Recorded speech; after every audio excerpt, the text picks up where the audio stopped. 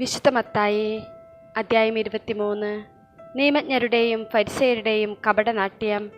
യേശു ജനക്കൂട്ടത്തോടും തൻ്റെ ശിഷ്യന്മാരോടും അരുളിച്ചെയ്തു, നിയമജ്ഞരും ഫരിസേയരും മോശയുടെ സിംഹാസനത്തിൽ ഇരിക്കുന്നു. അതിനാൽ അവർ നിങ്ങളോട് പറയുന്നതെല്ലാം അനുസരിക്കുകയും അനുഷ്ഠിക്കുകയും ചെയ്യുവേൻ. എന്നാൽ അവരുടെ പ്രവൃത്തികൾ നിങ്ങൾ അനുകരിക്കരുത്. അവർ പറയുന്നു, പ്രവർത്തിക്കുന്നില്ല. അവർ ഭാരമുള്ള ചുമടുകൾ മനുഷ്യരുടെ ചുമലിൽ വെച്ചു കൊടുക്കുന്നു. സഹായിക്കാൻ ചെറുവിരൽ അനക്കാൻ പോലും തയ്യാറാകുന്നുമില്ല. മറ്റുള്ളവർ കാണുന്നതിന് വേണ്ടിയാണ് അവർ തങ്ങളുടെ പ്രവൃത്തികളെല്ലാം ചെയ്യുന്നത്. അവർ തങ്ങളുടെ നെറ്റിപ്പട്ടകൾക്ക് വീതിയും വസ്ത്രത്തിൻ്റെ തൊങ്ങലുകൾക്ക് നീളവും കൂട്ടുന്നു. വിരുന്നുകളിൽ പ്രമുഖ സ്ഥാനവും സിനഗോഗുകളിൽ പ്രധാന പീഠവും നഗരവീഥികളിൽ അഭിവാദനവും ഇഷ്ടപ്പെടുന്നു. റബ്ബി എന്ന് സംബോധന ചെയ്യപ്പെടാനും ആഗ്രഹിക്കുന്നു. എന്നാൽ നിങ്ങൾ റബ്ബി എന്ന് വിളിക്കപ്പെടരുത്. എന്തെന്നാൽ നിങ്ങൾക്കൊരു ഗുരുവേയുള്ളൂ. നിങ്ങളെല്ലാം സഹോദരന്മാരാണ്.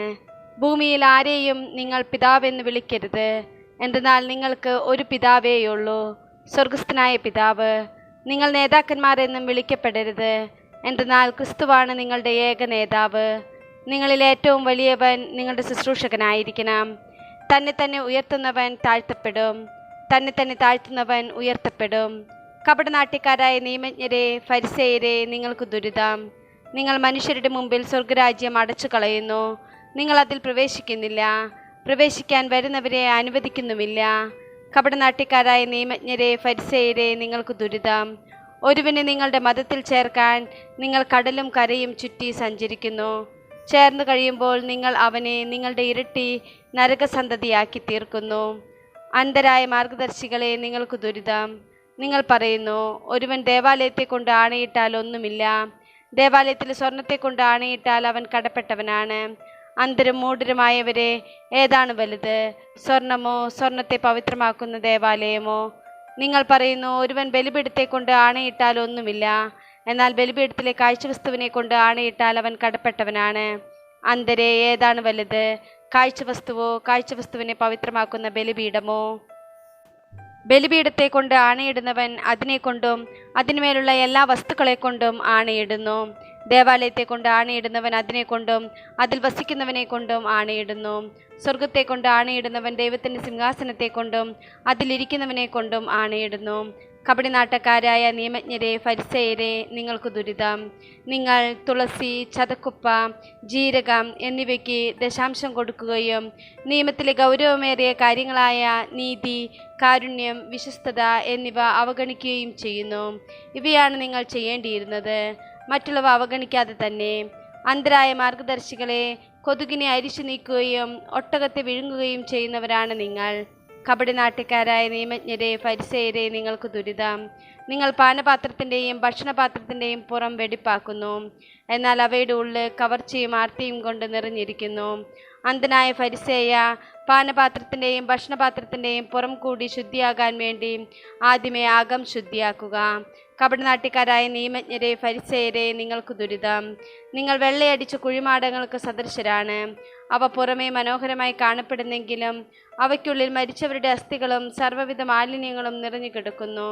അതുപോലെ ബാഹ്യമായി മനുഷ്യർക്ക് നല്ലവരായി കാണപ്പെടുന്ന നിങ്ങൾ ഉള്ളിൽ കാപട്യവും അനീതിയും നിറഞ്ഞവരാണ്. കപടനാട്യക്കാരായ നിയമജ്ഞരെ, ഫരിസേയരെ, നിങ്ങൾക്ക് ദുരിതം. നിങ്ങൾ പ്രവാചകന്മാർക്ക് ശവകുടീരങ്ങൾ നിർമ്മിക്കുകയും നീതിമാന്മാരുടെ സ്മാരകങ്ങൾ അലങ്കരിക്കുകയും ചെയ്തുകൊണ്ട് പറയുന്നു, ഞങ്ങൾ ഞങ്ങളുടെ പിതാക്കന്മാരുടെ കാലത്ത് ജീവിച്ചിരുന്നെങ്കിൽ പ്രവാചകന്മാരുടെ രക്തത്തിൽ അവരോടുകൂടെ പങ്കാളികളാകുമായിരുന്നില്ല എന്ന്. അങ്ങനെ നിങ്ങൾ പ്രവാചകന്മാരെ വധിച്ചവരുടെ സന്താനങ്ങളാണെന്ന് നിങ്ങൾക്ക് തന്നെ എതിരായി സാക്ഷ്യം നൽകുന്നു. നിങ്ങളുടെ പിതാക്കന്മാരുടെ ചെയ്തികൾ നിങ്ങൾ പൂർത്തിയാക്കുവിൻ. സർപ്പങ്ങളെ, അണലി സന്തതികളെ, നരകവിധിയിൽ നിന്ന് ഒഴിഞ്ഞു മാറാൻ നിങ്ങൾക്ക് എങ്ങനെ കഴിയും? അതുകൊണ്ട് ഇതാ, പ്രവാചകന്മാരെയും ജ്ഞാനികളെയും നിയമജ്ഞരെയും ഞാൻ നിങ്ങളുടെ അടുക്കിലേക്ക് അയക്കുന്നു. അവരിൽ ചിലരെ നിങ്ങൾ വധിക്കുകയും ക്രൂശിക്കുകയും ചെയ്യും. ചിലരെ നിങ്ങൾ നിങ്ങളുടെ സിനഗോഗുകളിൽ വെച്ച് ചമ്മട്ടി കൊണ്ട് അടിക്കുകയും പട്ടണം തോറും പിന്തുടർന്ന് പീഡിപ്പിക്കുകയും ചെയ്യും. അങ്ങനെ നിരപരാധനായ ആബേലിൻ്റെ രക്തം മുതൽ ദേവാലയത്തിനും ബലിപീഠത്തിനും മധ്യേ വെച്ച് നിങ്ങൾ വധിച്ച ബരാക്കിയായുടെ പുത്രനായ സക്കറിയായുടെ രക്തം വരെ ഭൂമിയിൽ ചൊരിയപ്പെട്ട എല്ലാ നീതിമാന്മാരുടെയും രക്തം നിങ്ങളുടെ മേൽ പതിക്കും. സത്യമായി ഞാൻ നിങ്ങളോട് പറയുന്നു, ഇവയെല്ലാം ഈ തലമുറയ്ക്ക് സംഭവിക്കുക തന്നെ ചെയ്യും. യേശു ജെറുസലേമിനെ കുറിച്ച് വിലപിക്കുന്നു. ജെറുസലേം, ജെറുസലേം, പ്രവാചകന്മാരെ വധിക്കുകയും നിന്റെ അടുത്തേക്ക് അയക്കപ്പെടുന്നവരെ കല്ലെറിയുകയും ചെയ്യുന്നവളെ, പിടക്കോഴി കുഞ്ഞുങ്ങളെ ചിറകുകൾക്കുള്ളിൽ കാത്തുകൊള്ളുന്നത് പോലെ നിന്റെ സന്തതികളെ ഒരുമിച്ച് കൂട്ടാൻ ഞാൻ എത്രയോ പ്രാവശ്യം ആഗ്രഹിച്ചു, പക്ഷെ നിങ്ങൾ വിസമ്മതിച്ചു. ഇതാ, നിങ്ങളുടെ ഭവനം പരിത്യക്തവും ശൂന്യവുമായി തീർന്നിരിക്കുന്നു. ഞാൻ നിങ്ങളോട് പറയുന്നു, കർത്താവിൻ്റെ നാമത്തിൽ വരുന്നവൻ അനുഗ്രഹീതനാണ് എന്ന് നിങ്ങൾ പറയുന്നത് വരെ ഇനി നിങ്ങൾ എന്നെ കാണുകയില്ല.